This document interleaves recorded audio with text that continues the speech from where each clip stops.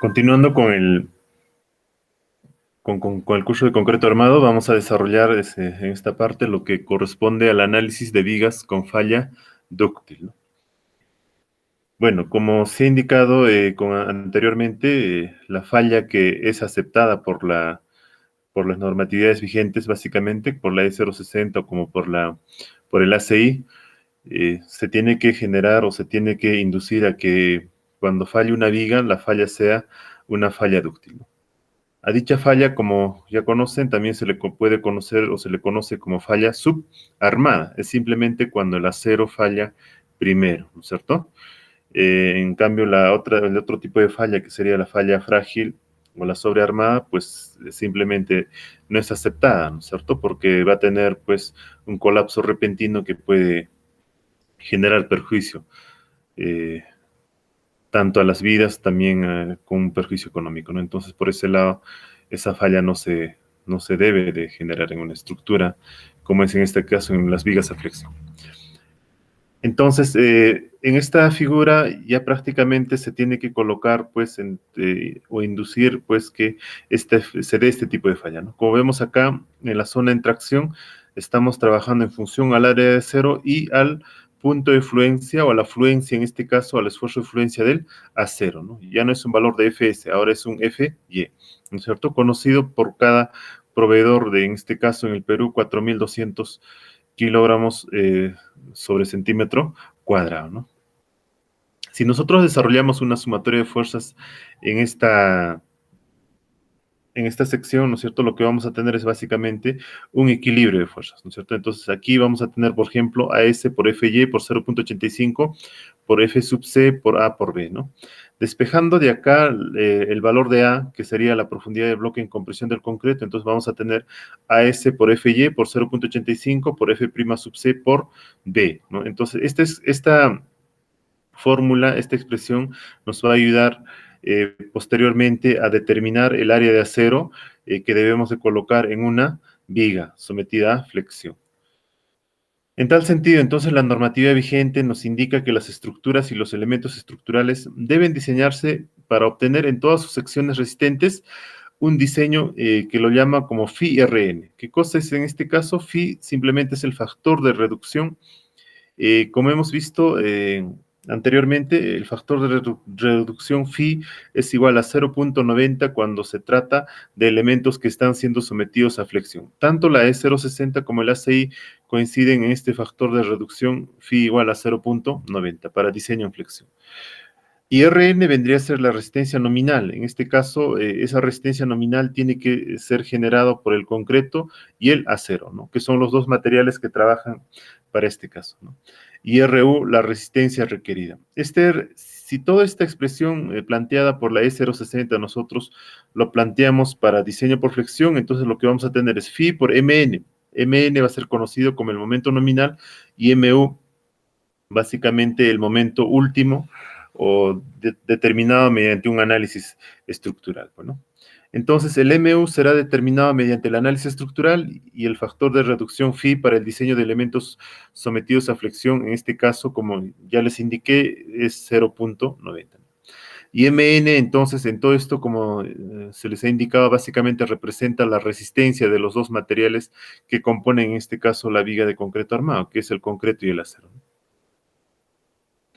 Si nosotros desarrollamos una sumatoria de momentos, por ejemplo, a esta zona en compresión, vamos a tener y vamos a poder obtener el momento nominal, ¿no? Entonces, si yo momento a este punto, vamos a tener T por D menos A medios, ¿no? Que vendría a ser este valor de acá, siendo el momento nominal, entonces, reemplazando el valor de T, área de 0 por FY, D menos A medios, ¿no? Entonces, en función a esto ya puedo tener en este caso entonces el momento nominal, ¿no es cierto? El momento que deben de generarse en este caso de la zona de tracción a la zona en compresión. De todo ello entonces vamos a tener, reemplazando estos valores, el valor de D y el valor, en este valor de C, entonces tendríamos lo siguiente, ¿no? Que el momento último es igual a Φ por AS por FY por D menos A medios, ¿no es cierto? Despejando de toda esta expresión el valor del área de cero, vamos a tener entonces esta expresión, que el momento último entre el factor de reducción, entre el esfuerzo de fluencia del acero, por el peralte efectivo de concreto menos A, que es la profundidad del bloque en compresión del concreto entre dos, ¿no? Entonces, si nosotros hacemos uso de esta expresión final conocida como la E y de expresión A, ¿no es cierto? En función a estos dos podemos determinar, por ejemplo, una forma de determinar la cantidad de acero que debo de colocar en la zona en tracción, ¿no? Eh, Lógicamente hay otras formas de determinar, los cuales también las iremos desarrollando, pero esta es una forma clásica, se puede decir, de poder determinar la cantidad de acero que se debe colocar, que se debe suministrar en la zona en tracción. Lógicamente se tiene que verificar, ¿no? En función a la cuantía balanceada ya planteada, se tiene que verificar el tipo de falla que se está generando, ¿no? Entonces, son dos expresiones importantes para poder recordarlas y trabajar. A continuación, ya para ingresar en este caso al diseño de vigas con falla dúctil, básicamente es en función a estos dos códigos de diseño, de la E060 y el ACI, es necesario conocer entonces, uno, la cuantía máxima. En la forma clásica también hay varias formas de plantearlas esta. Por ejemplo, en este caso, simplemente cuando la estructura es una estructura normal, ¿no es cierto? La cuantía máxima se va a limitar al 75% de la cuantía balanceada. Y cuando la estructura o el edificio en este caso se va a diseñar en una zona sísmica, por ejemplo, al 50% de la cuantía balanceada. Entonces, aquí hay un castigo, ¿no? Del 25% y hasta un 50%, ¿no? Entonces, en función a ello se tiene que trabajar. Estas expresiones de acá son unas expresiones clásicas, como les digo, las cuales también se representan de otras formas para poder representarlas, ¿no? En este caso. De todo esto, entonces va a ser necesario, ¿no? Una vez que yo conozco la cuantía máxima, va a ser necesario también conocer entonces la cuantía mínima.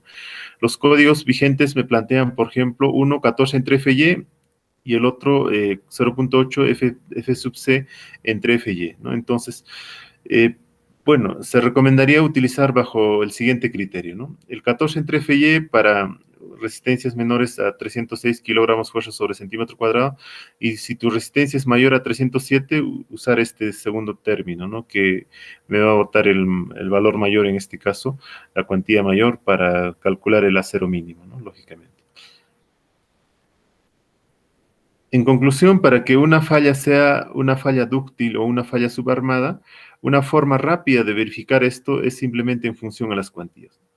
La cuantía máxima, lógicamente, tiene que ser mayor a la cuantía real de la viga que has diseñado, y eso tiene que ser mayor a la cuantía mínima según los códigos, ¿no? Si cumplimos esta condición, entonces podemos indicar que nuestra falla es una falla dúctil o es una falla dúctil aceptada por el reglamento, ¿no?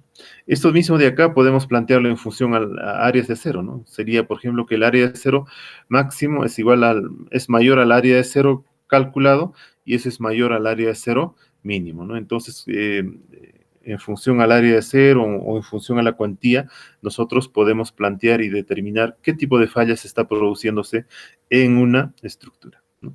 Bueno, nos quedamos en este punto y en lo siguiente vamos a desarrollar algunos ejemplos de aplicación determinando los tipos de falla en una viga sometida a flexión. Bueno, gracias por su atención.